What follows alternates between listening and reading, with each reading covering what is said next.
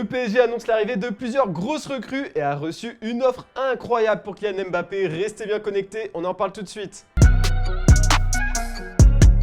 Foot.fr, fournisseur officiel de football.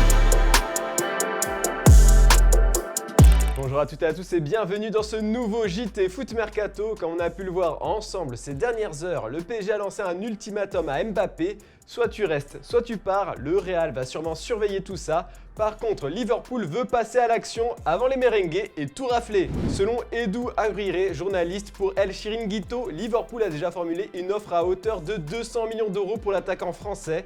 Non qualifié pour la prochaine Ligue des Champions, les Reds partent avec plusieurs longueurs de retard sur le Real Madrid, mais le PSG pourrait être satisfait par un départ de KM7 à Liverpool, car ce n'est pas un concurrent à LDC. En plus, contrairement au Real, le club de Jürgen Klopp s'est aligné sur les 200 millions d'euros demandés par Paris. En plus, selon nos informations, Paris a déjà trouvé son successeur. Si Mbappé venait à être transféré, Doha se rabattrait sur Ousmane Dembélé, un joueur qui a toujours été dans le viseur de l'état-major parisien. Un départ de Mbappé les pousserait à accélérer, d'autant qu'il dispose d'une clause de 50 millions d'euros pour un départ d'ici le 31 juillet. En attendant, le PSG enchaîne les officialisations. C'est la fin d'un feuilleton dont l'issue était écrite à l'avance depuis très longtemps. Milan Skriniar est officiellement un joueur du Paris Saint-Germain. Le défenseur de 27 ans a ainsi paraphé un bail de 5 saisons avec le champion de France. Comme nous vous l'avions dévoilé en exclusivité à plusieurs reprises sur notre site, il n'y avait que deux options pour le joueur, prolonger à l'Inter ou rejoindre la capitale française. N'ayant pas réussi à s'entendre sur les contours d'un nouveau contrat avec les Lombards, c'est donc à Paris qu'il poursuivra sa carrière. Et quelques heures plus tard, le PSG a annoncé l'arrivée de Marco Asensio. Libre de tout contrat, l'attaquant espagnol rejoint le club parisien pour 3 saisons, soit jusqu'en juin 2026. Les clubs saoudiens sont en train de réaliser un mercato de feu, mais on oublie trop vite la MLS qui est toujours un endroit privilégié par les joueurs en quête d'un dernier défi. L'Inter Miami est chaud là-dessus, c'est le focus du jour. L'Inter Miami, propriété de David Beckham, a déjà réalisé 2 excellents coups sur le marché des transferts. Déjà, la franchise de MLS s'est offert les services de Lionel Messi, qui était pourtant courtisé par Al Hilal. Aux États-Unis, le champion du monde va toucher entre 50 et 60 millions de dollars par an. Il a très vite été rejoint par son ami Sergio Busquets. C'est un grand saut dans le vide pour l'Espagnol, car c'est le premier transfert de sa vie, lui qui a toujours connu que Barcelone. Maintenant, après Messi et Busquets, l'Inter Miami veut continuer à construire un nouveau FC Barcelone en recrutant Jordi Alba.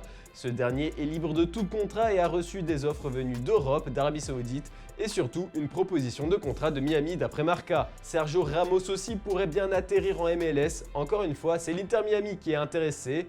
Désireux de trouver un nouveau point de chute, l'ex-parisien est en négociation très avancée avec la franchise selon les informations de Sport. Il aurait aussi refusé les propositions venues d'Arabie Saoudite. Relevo assure ce jeudi que l'Inter Miami souhaite mettre la main sur Eden Hazard. Comme expliqué sur notre site, l'Arabie Saoudite avait tâté le terrain sans succès. Le Belge, libre de tout contrat, étudie ses options, dont celle de raccrocher les crampons. Il pourrait également rebondir au RWD Molenbeek où évolue son frère Kylian.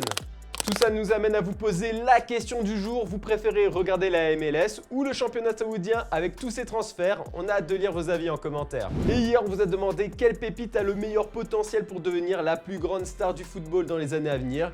J'ai vu qu'il y a eu pas mal de débats en commentaire. J'ai dû trancher, c'est Arda Güler qui a été le plus souvent cité. Dans le reste de l'actu, Alexandre Lacazette a mis un petit coup de pression à John Textor. Revenu à l'OL l'an dernier après 5 saisons passées à Arsenal, Alexandre Lacazette a effectué un retour fracassant dans son club formateur. Il est au cœur du nouveau projet de John Textor et il s'est longuement confié à ce sujet dans les colonnes de Planète Lyon. Le discours de John Textor est plaisant car il a envie de mettre Lyon en haut de l'affiche. Malgré tout, on se pose beaucoup de questions sur le futur, ce qui est normal car on ne sait pas ce qui va se passer. Donc, j'attends juste de voir comment se passera le début de saison. Bref, le discours est bien, après j'attends de voir la réalité. On sent que le capitaine de Gone veut des investissements pour voir son club retrouver le top du football français.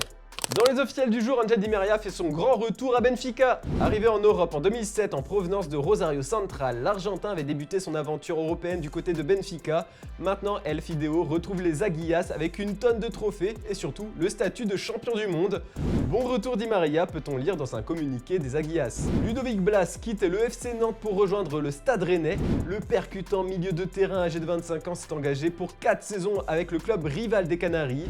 Au passage, le CRFC a annoncé hier l'arrivée du Troyen Gauthier Gallon.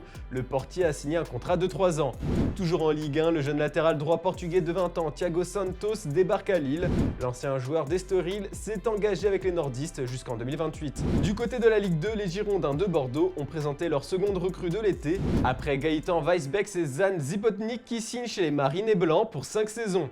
L'attaquant slovène débarque en provenance de Maribor. Après 4 saisons du côté de Cologne, Ilyes Kiri est parti libre. À la recherche d'un nouveau défi, il vient de trouver son bonheur du côté de l'Eintracht Francfort.